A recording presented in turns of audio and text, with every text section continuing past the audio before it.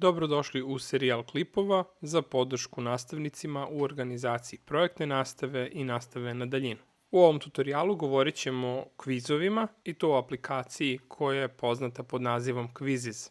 Naučit ćemo kako pravi kviz sa različitim tipovima pitanja, kako se planira vreme trajanja kviza, pitanje po pitanje, kako možete podeliti kviz koji ste napravili i kako možete pratiti i pamtiti rezultate koje su vaši učenici napravili radeći vaš kviz. U okviru Googlovog seta alata mi smo već govorili o Googlovim formama, to jest pravljenju upitnika koje već možete koristiti za propitivanje svojih učenika ili za obnavljanje gradiva. Ipak, propitivanje nije metodički namenjeno samo tome da se da ocena. Kviz omogućava učenicima da se kroz igru aktiviraju, uključe u nastavu, da se podigne nivo motivacije celog odeljenja, što je jako bitno pogotovo u situacijama kao što je online ili nastava na daljinu. Istražujući različite aplikacije u kojima se mogu raditi kvizovi kao što su Kahoot, Google Form i drugi, naišao sam na Quizzes i potpuno ga savetujem zato što se pokazao, makar u mojoj ličnoj praksi, kao jako motivišući za učenike. Izrada kvizova je jako laka i to je ono što ćemo sada pokazati. Da biste ušli u aplikaciju Quizzes, koja je potpuno besplatna za korišćenje, potrebno je ili da ga pronađete na Google ili da ukucate quizizz.com. Kao što sam rekao, pravljenje naloga je potpuno besplatno. Kliknut ćemo na dugme Sign Up u gornjem desnom uglu. Kao i u drugim aplikacijama, on vam omogućava da naprosto, umesto da popunjavate svoj mail i ostale registracione podatke, samo iskoristite svoj nalog na Google kako biste brzo registrovali svoj nalog. Dakle, kliknut ćemo na dugme Sign Up with Google, izabrat ćemo nalog preko koga želimo da uđemo na Quizzes i to je to. On nam sada nudi da se predstavimo, da li smo škola, da li smo nekakva kompanija ili ne vladina organizacija ili je u pitanju lična upotreba. Ja ću sada upotrebiti ovu treću opciju, mada vam savetujem da svakako razmotrite da kviz iskoristite i na nivou cele institucije. Postoji naravno veliki broj tutoriala koje možete pogledati o tome kako da napravite dobre planove u Quizzes-u, kako da organizujete veliki broj različitih kvizova u ovoj aplikaciji i to vam on nudi odmah na početku. Ne dozvolite da vas veliki broj boja i tako veseo dizajn uplaši. Quizzes je zapravo jako lak za korišćenje. Ono što vidite sa leve strane je vaš nalog, mogućnost da kliknete na dugme Create, što znači napravi, i da napravite ili kviz ili lekciju, kao i da istražujete tuđe kvizove, pristupite svojoj biblioteci kvizova. Postoji i poseban deo gde možete pratiti rezultate svojih učenika. Učenike isto tako možete ovde u ovoj opciji Classes organizovati po odeljenjima, što će vam olakšati praćenje, a tu su i različite napredne opcije za podešavanje. Naravno, uvek je tu pomoć koja vam može biti od koristi ako ste na samom početku. U ovom srednjem delu ekrana Quizzes vam nudi mogućnost da pretražujete kvizove koje su radile druge kolege.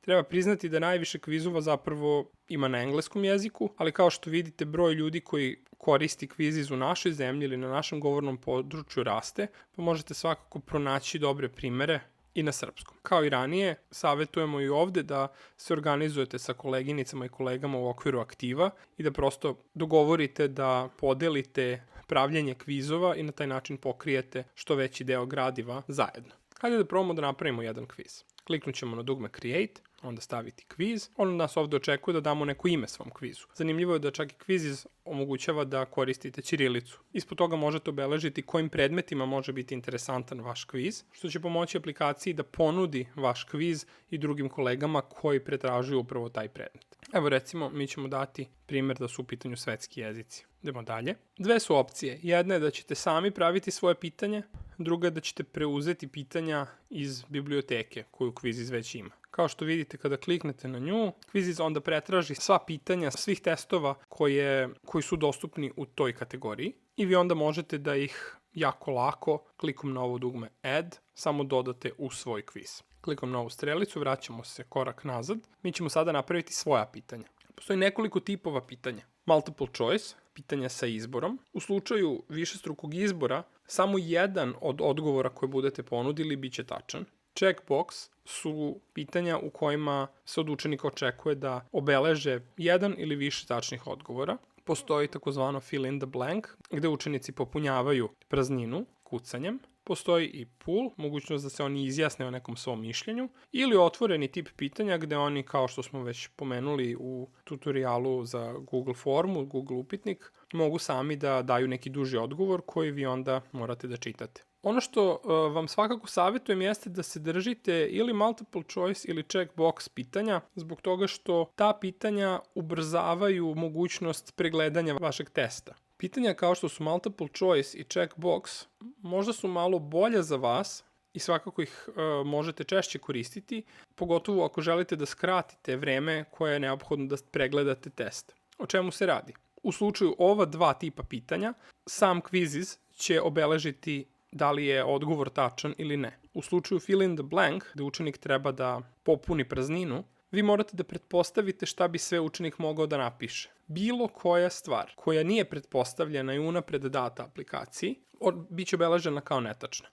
Što znači da ako je učenik, recimo, progutao jedno slovo ili iskoristio drugačije pismo pri kucanju u odnosu na vaše ponuđene odgovore, to će se svakako brojati kao netačno. Tako da, upamtite samo multiple choice, dakle višestruki izbor ili ovo obeležavanje kao što je checkbox, pregledaju se automatski u aplikaciji, dok je za fill in the blanks i otvoren tip pitanja neophodno da se i vi uključite u pregledanje samog testa. Hajde da napravimo jedno multiple choice pitanje. Sa leve strane vi pravite pitanje, sa desne strane vidite izgled tog pitanja na mobilnom telefonu vašeg učenika ili na njegovom ekranu. Pošto smo test organizovali tako da prepitujemo recimo strane reči, onda možemo to uraditi ovako. Kada ste uneli pitanje, razmislite da li možda želite da tom pitanju dodate nekakvu sliku, audio file ili video file. Klikom na dugme medija možete lako dodati bilo sliku, bilo zvuk, bilo neki video. Sliku možete dodati ili sa svog računara ili kao link sa interneta. A mi ćemo dodati sliku sa računara, bilo prevlačenjem, bilo klikom na ovaj prostor. Odabrat ćemo sliku, kliknuti open i kao što vidite slika je sada dodata iznad ovog pitanja. Često nastavnici koji predaju prirodne nauke, kao što je matematika, hemija, fizika, imaju problem sa unošenjem formula. Quizizz i to rešava. Ako kliknete na ovaj ovde deo, imate, ja mislim, mnogo različitih opcija koje vam omogućavaju da lako korišćenjem miša ukucate bilo koju formulu i na taj način postavite zadatak učeniku. Ako vam je lakše da to radite u nekom drugom editoru, možete vrlo lako to iskopirati direktno ovde. S obzirom da je pitanje višestrukog izbora, on vam obično nudi 4 opcije. Vi svakako možete smanjiti broj opcija koristeći ovu kanticu, ali naravno morate imati bar 2. Unećemo ponuđene odgovore, pod A pas, pod B mačka. Koliko želite da dodate još opcija za odgovaranje, kliknut ćete na dugme Add Answer Option i to će vam dodati i 3. opciju i tako redom. Primetite ispod toga da imate opciju da izaberete koliko vremena želite da date učeniku za odgovaranje na ovo pitanje. Opcija je od 5, 10 sekundi, 20 sekundi, pola minuta, ceo minut, 2 minuta, 3 minuta, 5 minuta, do 15 minuta. U slučaju da učenik samo treba da izabere neku opciju, izaberite kraće vreme trajanja, vodite računa o tome koliko je učenicima potrebno da pročitaju pitanje i da o njemu razmisle. U slučaju da im dajete neki zadatak iz matematike, gde oni ipak možda na papiru ili u drugoj aplikaciji treba da nešto računaju i reše, onda im dajte malo više vremena. Za pitanje sa 3 opcije, ja mislim da je dovoljno 10 sekundi. Kliknut ćete na dugme Save, zapamti, i on me ovde podsjeća da moram da obeležim koji odgovor od ova 3 je zapravo tačan. To radim tako što obeležavam i sam ovde. Tačan odgovor će biti pas i sada mogu da zapamtim pitanje. U slučaju da sam nešto zaboravio, uvek mogu da, koristeći opciju Edit, ponovo pristupim pitanju i da bilo šta izmenim. Pitanje mogu da iskopiram ili da obrišem. Ovde ispod imam dodatne opcije za pitanja koje smo već videli, a uvek mogu koristiti ovu opciju novo pitanje. Hajde da napravimo jedno checkbox pitanje. Ovakvo pitanje otvara mogućnost za više različitih tačnih odgovora. Na primjer, sada ćemo umesto jednog obeležiti 2 tačna odgovora. I za ovo ćemo možda dati malo više, daćemo 20 sekundi. Kao što vidite sa desne strane, bez obzira što imam 4 ponuđena odgovora, to i dalje ne izgleda pretrpano na ekranu. Vidite 2 različita pitanja. Pokazat ću vam i 3. oblik pitanja. To je pitanje u kome učenik treba da napiše nešto. Postavili smo pitanje kako se na engleskom kaže kuća. Tačan odgovor je house. Ovde ispod možete dodati još neki mogućni tačan odgovor. Imajte u vidu da će sistem kviziza obeležiti da je odgovor tačan samo ako učenik napiše tačno ovako kako ste vi predvideli u ovom odgovoru sa zvezdicom. Nije bitno da li će iskoristiti prvo početno slovo ili ne, ali je redosled slova jako važan.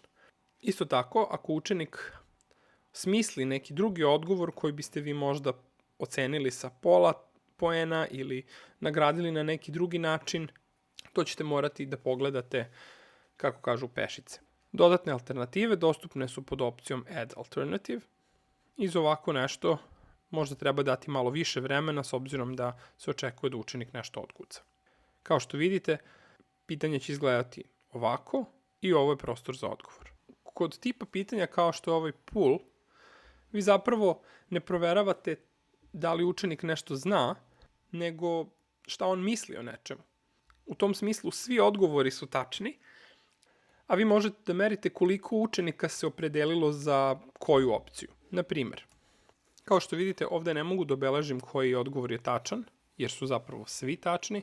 Stavio sam malo više, 5 različitih opcija i daću recimo ceo minut za razmišljanje o tome kako su učenici doživeli ovaj test. Ovakva pitanja vam neće pomoći da ocenite učenike, koliko će vam pomoći da ocenite sebe u smislu koliko ste dobro zajedno sa njima uradili neku oblast, da li im je bilo teško i onda ćete na osnovu toga moći da donesete pedagoške odluke o tome kako ćete da radite dalje.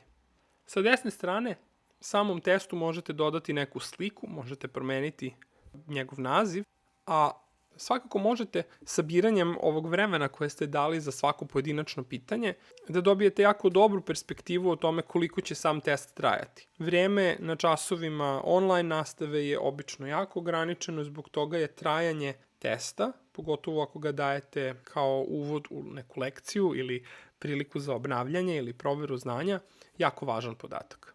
Kada završite sa pravljenjem testa, kliknut ćete na dugme Done. On ovde od mene očekuje da dodam neku sliku. Dodat ću sliku našem testu, reći da je jezik koji sam u testu koristio srpski. Mogu naznačiti za koji je to razred, recimo za drugi, i reći ću da je test vidljiv za sve. Isto tako mogu iskoristiti opciju da je on zapravo privatan i da ga ne mogu videti svi. Klikom na dugme Save, zapamtili smo ovaj test. Kao što vidite sada u meniju Moja biblioteka, My Library, ja vidim ovaj svoj test, a kako još uvek niko nije isprobao moj test od 3 pitanja, još uvek nemam nikakve rezultate. Ima još par jako korisnih opcija.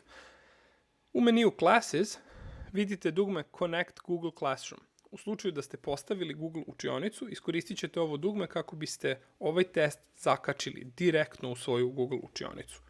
Klikom na dugme Class možete izabrati boju i napraviti celo jedno odeljenje, na primer ovako. Ovaj link možete iskopirati i poslati svojim učenicima kako bi se oni sami dodali u ovo odeljenje, a možete ih opcijom Add Students dodavati i sami. Zamolite pritom učenike da pri pravljanju svojih naloga koriste svoje pravo ime i prezime kako biste mogli da pratite ko su oni u rezultatima. Ukoliko testove koristite samo za obnavljanje ili brzinske provere dokle ste stigli sa svojim odeljenjem, možda će im biti zanimljivije da koriste obične nadimke.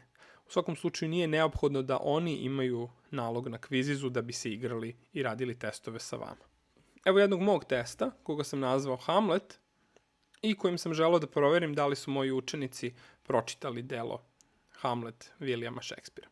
Vidite tu 30 pitanja sa različitim opcijama. Test je relativno brz, svako pitanje traje po 10 sekundi. A sve ovo vam pokazujem da bih mogao da sa vama podelim kako izgledaju rezultati. Klikom na dugme Report, vi vidite svaku izradu bilo kog vašeg testa i vidite tačno koliko ste učesnika imali, kolika je bila tačnost. Da li on bio rađen uživo ili je rađen kao domaći zadatak. Recimo, pre godinu dana ovaj test je uradio 31 učenik uživo. Vi vidite sa leve strane imena učesnika, vidite tačno koliko je bilo tačnih, a koliko netačnih odgovora. Kviziz vam sam računa procenat tačnosti i ukupan broj poena, a vi onda možete iskoristiti i neke ne tako popularne opcije, a to je da pošaljete mailom podatke o rezultatima roditeljima ili da ih odštampate, pa na kraju krajeva i obrišete. Svaki učenik je zapravo unos za sebe, što znači da možete pogledati tačno kako je i koliko dugo je odgovarao na koje pitanje i opet imate priliku da to odštampate ili obrišete. U slučaju da želite, možete preuzeti rezultate testiranja nekog odeljenja. Klikom na dugme Download dobit ćete Excel tabelu koju zatim možete sačuvati na svom Google disku. Ova tabela može biti dobar dodatak vašoj pedagoškoj dokumentaciji. Kada imate kviz koji je završen, gotov sa vaše strane, imate opciju Start a Live Quiz, što znači da će se kviz raditi u isto vreme, dakle uživo, sinhrono sa vašim učenicima, a druga opcija je da ga zadate kao domaći zadatak. Klikom na dugme Assign Homework odabrat ćete datum i vreme do kada želite da vaši učenici to urade i kvizić će pamtiti samo rezultate koji su došli do tog roka ili u slučaju da imate naprednu verziju možete izabrati da nema zapravo krajnjeg roka.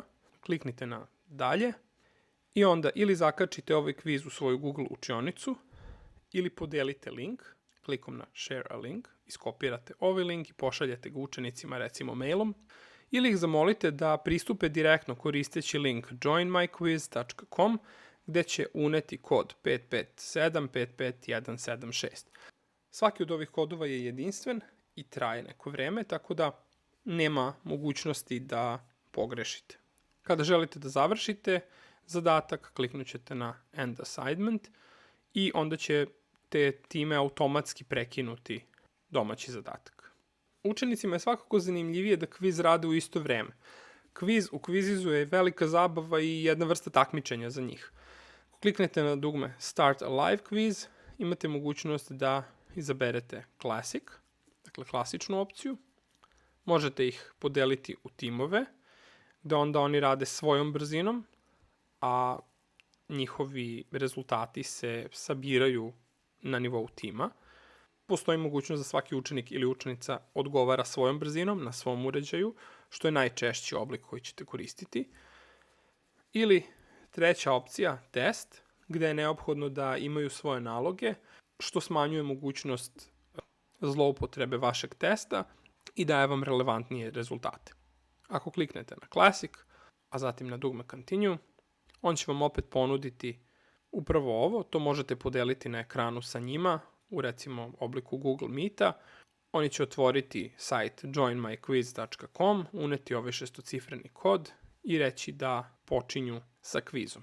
Kada želite da završite kviz, kliknut ćete na End Quiz, a tokom rada u Kvizizu moći ćete da simultano pratite njihove odgovore, svaki pojedinačno, kao i tabelu, što vam omogućava da na kraju testiranja zajedno sa njima prokomentarišete rezultate. Iskoristite priliku da ih dok rade kviz možda bodrite, da pohvalite nekoga koji je uradio nešto jako dobro. U svakom slučaju iskoristite ga da učenju, ali i proveri znanja dodate i komponentu igre i zabave.